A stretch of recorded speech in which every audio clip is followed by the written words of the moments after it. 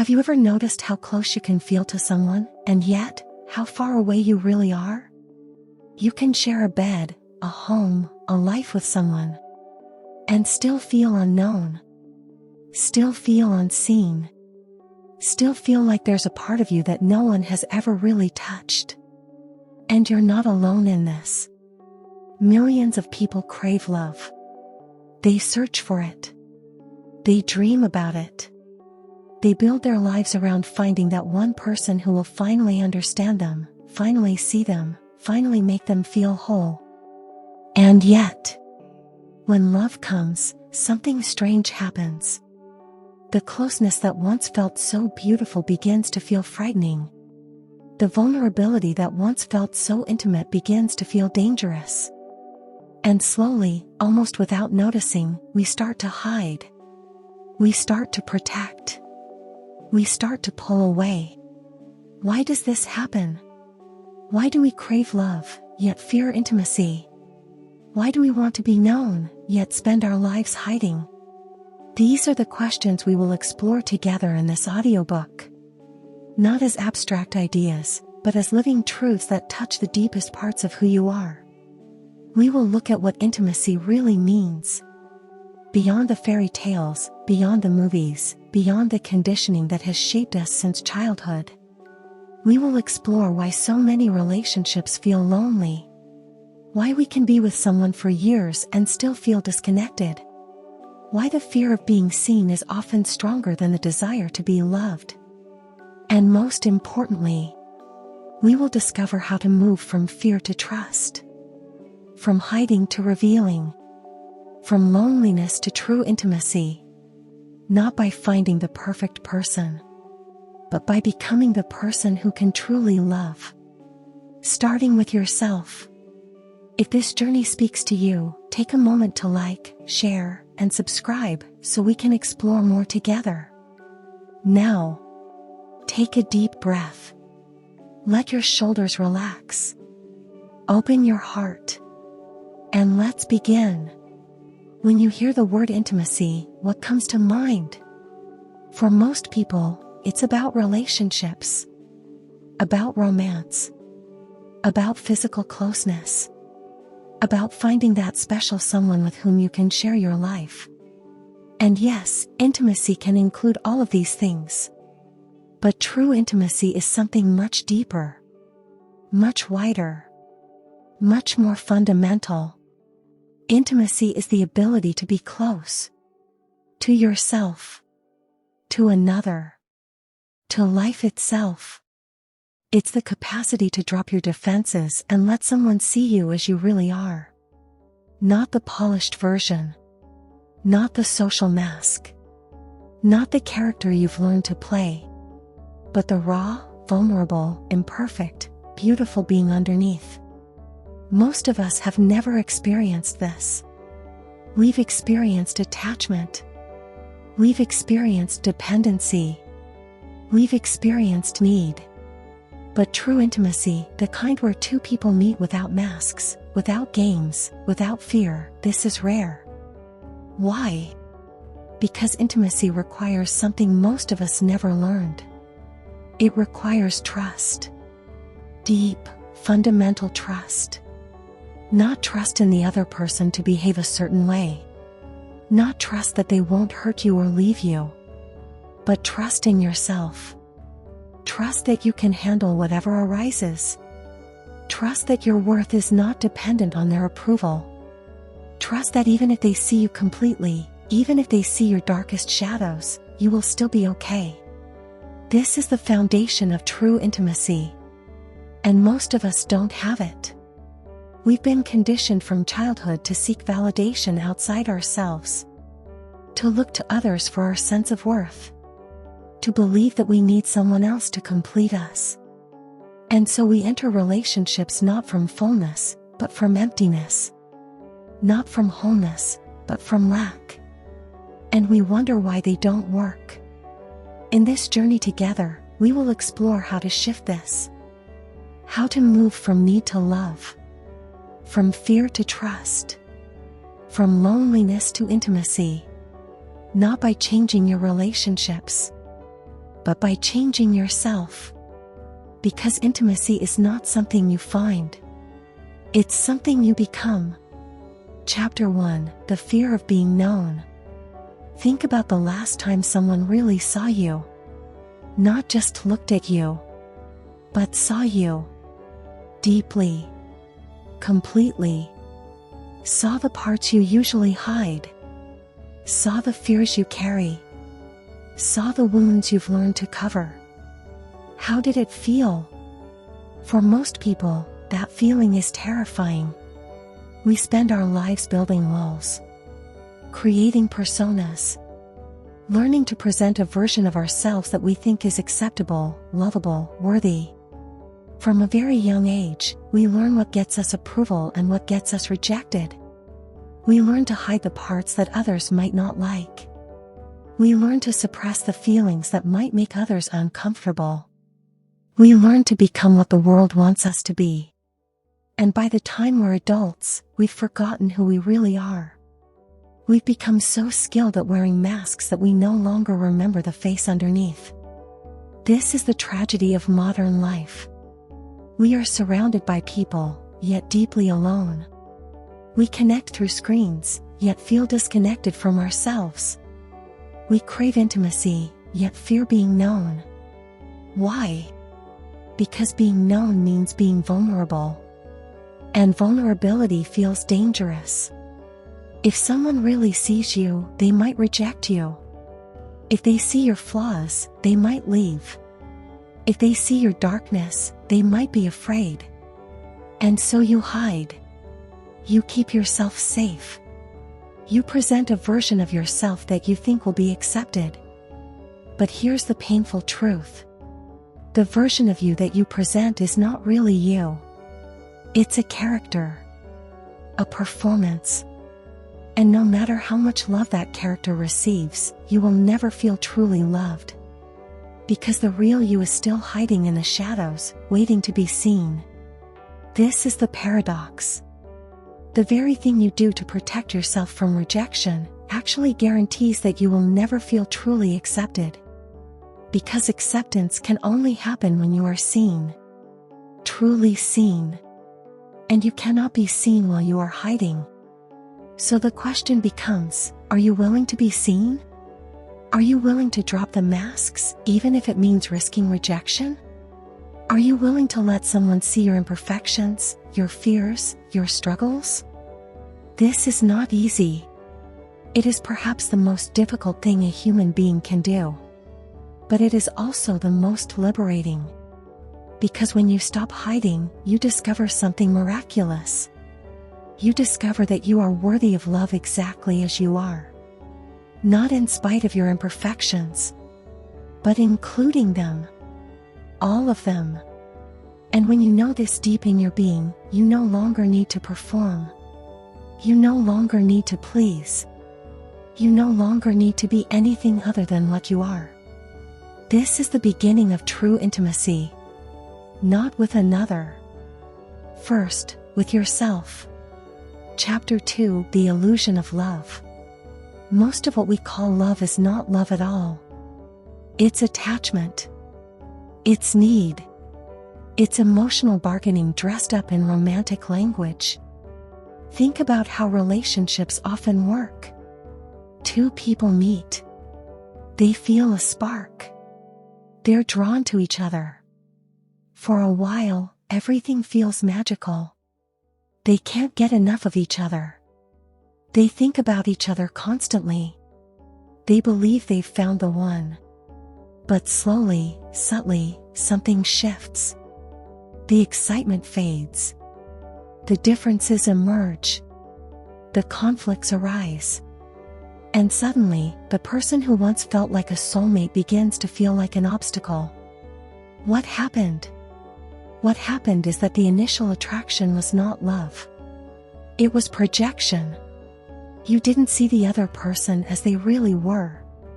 You saw a reflection of your own unmet needs, your own unconscious desires, your own longing to be completed. And the other person did the same. So you entered into an unconscious agreement. I will give you what you need, if you give me what I need. a subtle bargain, an emotional transaction. This is not love.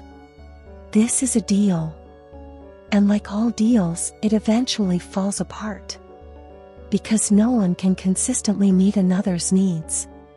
No one can be what someone else wants them to be all the time. So the disappointment begins. The resentment builds. The distance grows. And you wonder what went wrong. Nothing went wrong. The relationship was simply based on an illusion. The illusion that someone else can complete you. But no one can complete you. You are already complete. You just don't know it yet. Real love is not about finding someone who fills your emptiness. Real love is about sharing your fullness with someone who is also full. It is not about needing. It is about choosing. Not about clinging. It is about celebrating. Not about possessing. It is about freeing. This is a completely different way of relating. And it requires a completely different way of being. It requires that you do your inner work. That you heal your own wounds. That you learn to be happy alone. That you discover your own completeness. Only then can you love without attachment. Only then can you be with someone without needing them. Only then can you experience true intimacy. Because true intimacy is not about two halves making a whole. It's about two wholes choosing to share their wholeness. If this insight resonates with you, pause for a moment and reflect. Let it sink in. Chapter 3: Trust begins with yourself. We spend so much time looking for someone we can trust. A partner who won't betray us. A friend who won't abandon us. A lover who won't hurt us. But here's the uncomfortable truth. The person you most need to trust is yourself. Because if you don't trust yourself, no amount of trust from others will ever be enough. Think about it. If you don't trust your own worth, you will constantly need reassurance from your partner. You will need them to prove, again and again, that they love you. And no amount of proof will ever satisfy you. Because the doubt is not in them. It's in you. If you don't trust your own ability to handle pain, you will be terrified of being hurt. You will keep your partner at a distance. You will protect yourself by not fully loving. And in doing so, you will create exactly what you fear. If you don't trust your own wholeness, you will cling. You will grasp. You will try to possess the other person because you believe you cannot survive without them. All of this comes from a lack of self-trust. So the question becomes, how do you learn to trust yourself? It starts with listening. Listening to your own inner voice. The quiet one. The one that gets drowned out by all the noise of daily life. Most of us have lost touch with this voice. We've been taught to look outside for guidance. To follow rules. To seek approval. To ask others what we should do. But deep within you, there is a knowing. A wisdom that has nothing to do with what anyone else thinks. A compass that points true north, no matter what storms are raging around you. The more you listen to this voice, the more you learn to trust it. The more you follow its guidance, the more you see that it leads you where you need to go. And slowly, gradually, self-trust grows. You start to trust that you can handle whatever life brings. You start to trust that you are worthy, not because anyone says so, but because you know it deep in your bones. You start to trust that you are whole, complete, enough. And when this trust is alive in you, everything changes in your relationships. You no longer need constant reassurance. You no longer fear abandonment. You no longer cling and grasp. You can be with someone without losing yourself. You can love without needing. You can open without fear. Because you trust yourself. And that trust is the foundation of all true intimacy. Chapter 4: dropping psychological defenses. We all have defenses. Ways of protecting ourselves that we learned long ago, when we were small and vulnerable and couldn't handle the pain of rejection or abandonment. Maybe you learned to withdraw when things got difficult. To go quiet. To hide. Maybe you learned to attack. To blame. To push others away before they could push you. Maybe you learned to please. To become what others wanted, so they wouldn't reject you. These defenses kept you safe once. They were necessary. They helped you survive. But now, they are walls. Walls that keep love out. Walls that keep you isolated. Walls that prevent the very intimacy you long for. Think about your own defenses. The patterns you fall into when you feel threatened in a relationship. Do you shut down? Do you get angry? Do you try to control? Do you withdraw? Just notice. No judgment. Just awareness. These defenses served you once, but they no longer serve you. They are keeping you safe from pain, and also keeping you safe from love. Because love requires vulnerability. It requires dropping the walls, even for a moment, and letting someone see you as you really are. This is terrifying. The ego screams, "Don't do it. They'll hurt you. They'll leave you. They'll use what they see against you." And the ego is not entirely wrong. Yes, you might get hurt. Yes, they might leave. Yes, vulnerability is risky. But here's what the ego doesn't tell you. The walls that keep pain out also keep love out. The armor that protects you from being wounded also prevents you from being touched. So you have a choice. You can stay safe and lonely. Or you can risk being hurt and experience real intimacy. There is no third option. The question is not whether you will get hurt. In life, you will. In love, you will. It's inevitable. The question is whether you will let that possibility stop you from living fully. The courageous heart says, "I know I might get hurt. I know this might not last. I know there are no guarantees. And still, I choose to open. Still, I choose to love. Still, I choose to be vulnerable." This is not weakness. This is the greatest strength.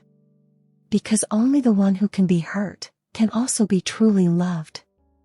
Chapter 5: Aloneness versus Loneliness. There is a difference between being alone and being lonely. Most people don't know this difference. They use the words as if they mean the same thing. But they don't. Loneliness is a wound. It's a feeling of emptiness, of missing something, of being incomplete. It's the sense that something is wrong because you are by yourself. Loneliness is the ego's experience of solitude. The ego feels separate, cut off, abandoned. It longs for someone to fill the void. Aloneness is something entirely different. Aloneness is the experience of being completely present with yourself. Not missing anything.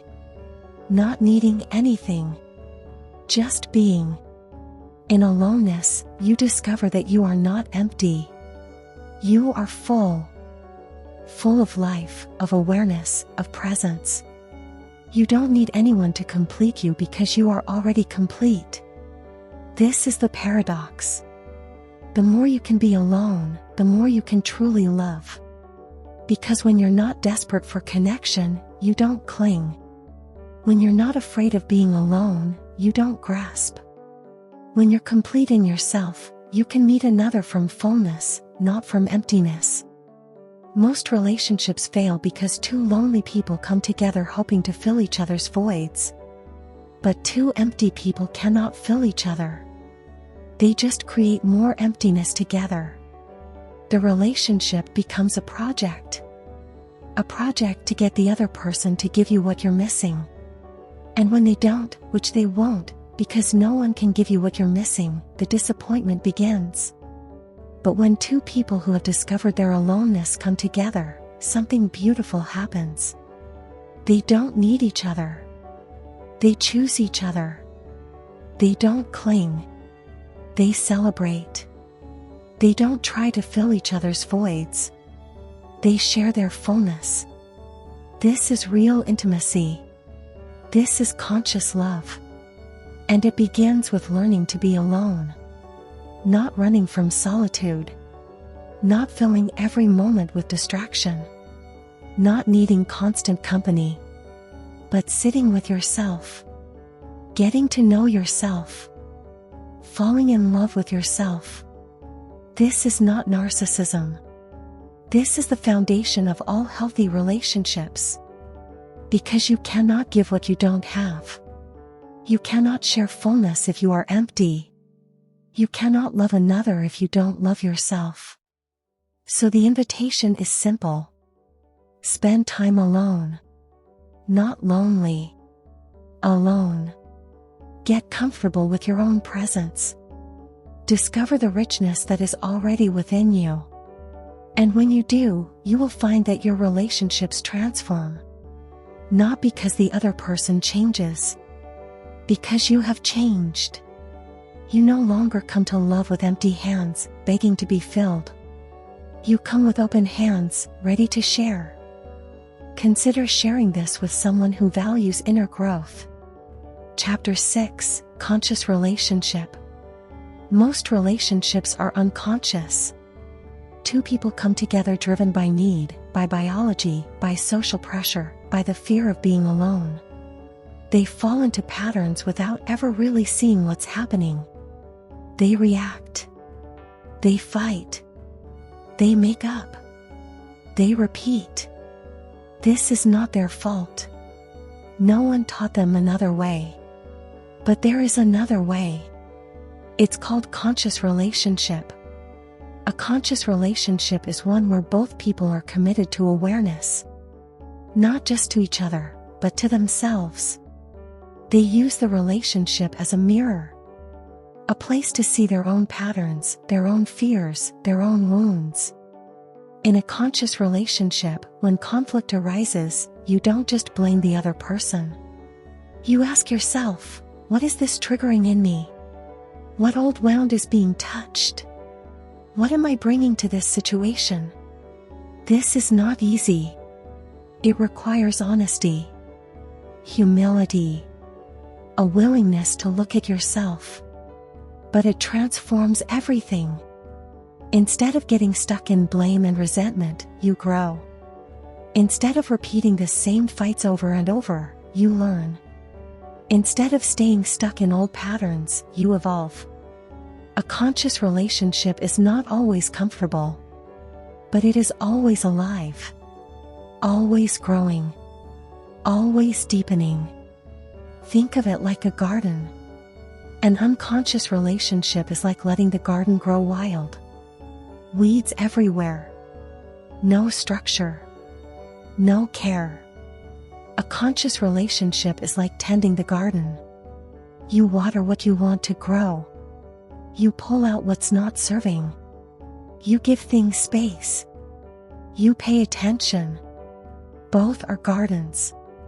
But one is full of life and beauty. The other is chaos. So how do you bring consciousness into your relationships? Start with listening. Really listening. Not preparing your response while the other person talks. Just listening. Hearing them. Understanding them. Next, notice your reactions. When you feel triggered, pause. Take a breath. Ask yourself, what is this really about? Not just on the surface. Deep down. Next, communicate honestly. Not to blame. To share. Not to win. To connect. Use I feel instead of you always. Speak from your experience, not your judgments. And finally, give space. Space for each person to be themselves. Space for feelings to exist without being fixed. Space for growth and change. This is conscious relationship. It's not always easy, but it's always worth it. Because when you love consciously, love becomes not just a feeling. It becomes a path, a way of growing, a way of waking up. Chapter 7: The Courage to be Real. There is a reason why so few people experience true intimacy. It requires courage. Immense courage. The courage to be real. To drop the masks. To let someone see you as you truly are, not as you wish you were. Most of us don't have this courage. We've spent our whole lives building an image, a persona, a character that we present to the world. And we've become attached to this character. We believe it is who we are. But it's not. It's just a mask. A survival strategy. A way of coping with a world that didn't always accept us. And behind this mask, the real you is waiting. Waiting to be seen. Waiting to be loved. Waiting to be free. But freedom requires risk. It requires vulnerability. It requires the willingness to be seen, even when being seen is terrifying. Think of the moments in your life when you felt most alive, most connected, most real. Weren't they moments when you dropped your guard? When you stopped performing? When you let someone see you just as you are? These moments are rare. But they are the moments that matter. They are the moments when intimacy becomes possible. And they require courage. The courage to be imperfect. The courage to be vulnerable. The courage to risk rejection for the chance of real connection. This courage cannot be borrowed from anyone else. It must arise from within. It comes from a deep knowing that you are worthy of love, exactly as you are. Not because you're perfect, but because you're real. It comes from a deep trust that you can handle whatever happens. Even if they reject you. Even if they leave. Even if they don't understand. It comes from a deep commitment to living authentically, no matter the cost. This is the courage to be real. And it is the foundation of all true intimacy. So ask yourself, in your relationships, are you being real? Or are you performing? Are you letting yourself be seen? Or are you hiding behind a mask? The choice is yours. And it is the most important choice you will ever make. Because the reward for this courage is not just better relationships. It is freedom itself. Freedom to be who you really are. Freedom to love without fear. Freedom to live without masks. And there is nothing more precious than that. Chapter 8: Love Without Possession. Look at how we talk about love. We say my partner, my wife, my husband, my girlfriend. The word my is interesting. It's the same word we use for objects. My car, my house, my phone. But a person is not an object. You cannot possess a person. They are not yours to own. And yet, this language of possession runs deep in our culture. We feel that when we love someone, they belong to us. They should be ours alone. They should not give their attention to anyone else. They should not have friendships or interests that don't include us. This is not love. This is ownership. And ownership has nothing to do with love. Think about how you feel when you truly love something. A sunset. A piece of music. A beautiful view. Do you want to possess the sunset? Do you want to lock it in a cage so no one else can see it? No. You just enjoy it. You feel grateful that you got to experience it. And you let it go. This is how real love feels. When you love a person, you don't need to possess them. You just enjoy them. You feel grateful that they are in your life. You share moments together. And you let them be free. If they choose to stay, wonderful. If they choose to leave, you will be sad, but you will survive. Because you were whole before they came, and you will be whole after they go. This is the difference between love and attachment. Love shares. Attachment clings. Love gives freedom. Attachment creates prison. Love says, I'm happy you exist. Attachment says, I need you to exist for me. Most of us have never experienced this kind of love. We've only experienced attachment disguised as love. And we suffer because of it. But it doesn't have to be this way. You can learn to love differently. Start by noticing where you hold on. Where you feel possessive. Where you feel threatened by your partner's freedom. Just notice. Don't judge. Just see. And slowly, gently, begin to let go. Let go of the need to control. Let go of the fear of loss. Let go of the idea that someone belongs to you. This is scary at first. The mind will say, if I let go, I'll lose them. But the opposite is true. When you let go, you create space for real love to grow. Love that is chosen, not forced. Love that is free, not imprisoned. And free love is the only kind worth having. Chapter 9, The Space Between. In every relationship, there is space. Space between two people. Space that can feel like distance or like freedom, depending on how you see it. Most of us are afraid of this space. We try to fill it. With conversation. With activity.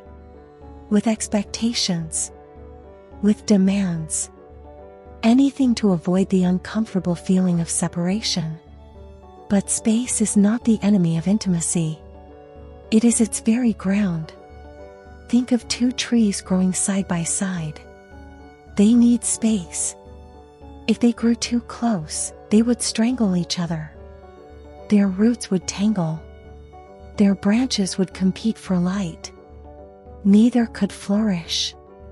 But with space between them, both can grow. Both can reach toward the sun. Both can sink deep roots into the earth. And their branches can even touch, gently, without obstructing each other's growth.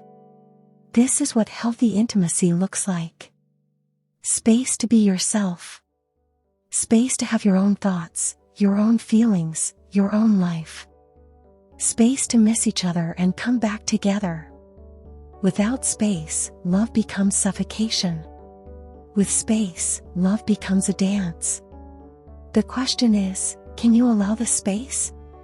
Can you allow your partner to have their own experience, even when it doesn't include you? Can you allow them to feel what they feel, without needing to fix it? Can you allow them to grow in directions you didn't expect? This requires trust. Deep trust. Trust in them. Trust in yourself. Trust in the love that holds you both. And it requires a willingness to be with your own discomfort when the space feels like distance. To sit with the fear of separation. To feel the anxiety of not knowing. This is not easy. But it is essential. Because the space between is where love breathes. It's where each person can be themselves. It's where growth happens. It's where true intimacy is born. So instead of filling the space, try honoring it. Instead of fearing it, try trusting it. Let there be room to move. Room to grow. Room to be. And watch how your relationships transform. Chapter 10, When Two Whole People Meet. Imagine two people coming together.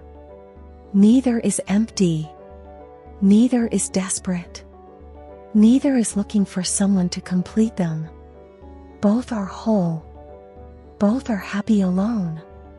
Both have discovered the joy of their own company. And now, they choose to share their lives. What would this relationship look like? It would not be based on need. It would be based on choice. They are together not because they can't survive apart, but because life is richer together. There would be no clinging, no possessiveness, no fear of loss. They know that if the other leaves, they will be sad, but they will survive. They were whole before, they will be whole after. There would be space. Space to grow individually. Space to have separate interests and friends. Space to miss each other and come back together. There would be honesty. No need to hide or pretend. Because when you're not afraid of being rejected, you can be yourself fully. There would be growth. Each person would use the relationship as a mirror, seeing their own patterns, learning, evolving. There would be celebration. Not just of the good times, but of the whole journey. The challenges as well as the joys. This is what it looks like when two whole people meet. It's rare. But it's possible. And it starts with you. You becoming whole. You learning to be happy alone. You discovering your own completeness. When you do that, you don't need to find the right person. You become the right person.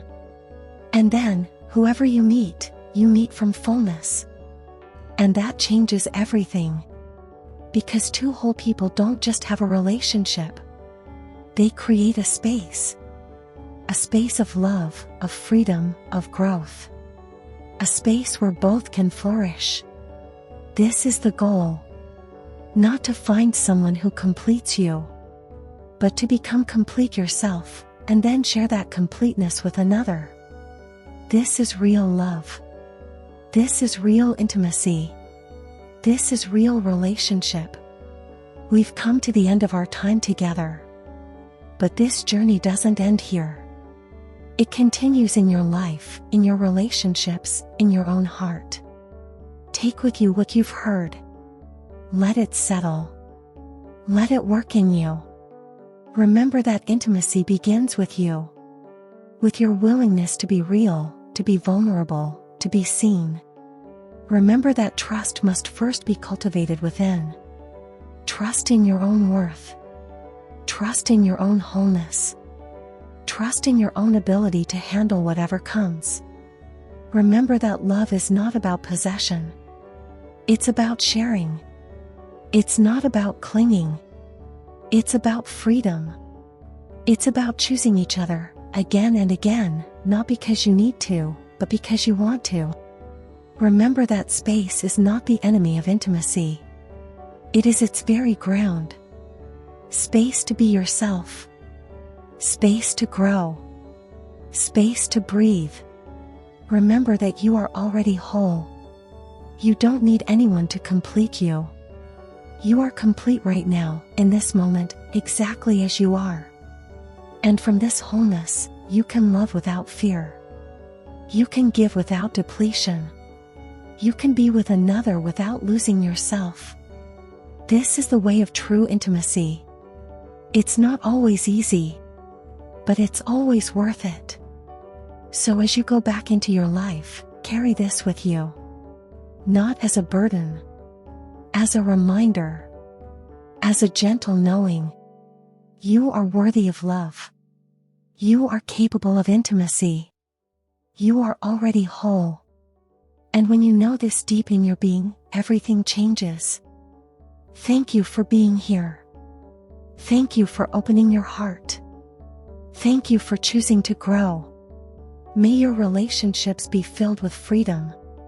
May your solitude be filled with peace.